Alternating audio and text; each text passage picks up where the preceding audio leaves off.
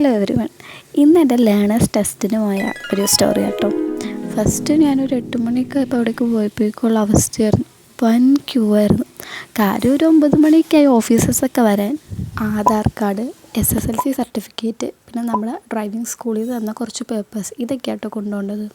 Q നിന്ന് നമ്മൾ ഓഫീസിൽ കയറി കഴിയുമ്പോഴേക്കും അവിടെ ഒരു ഓഫീസർ നമ്മുടെ ഡോക്യുമെൻറ്റ്സൊക്കെ ക്രോസ് ചെക്ക് ചെയ്യും. നമ്മുടെ അടുത്ത് പേര്, ഡേറ്റ് ഓഫ് ബർത്ത് ഒക്കെ ചോദിക്കും.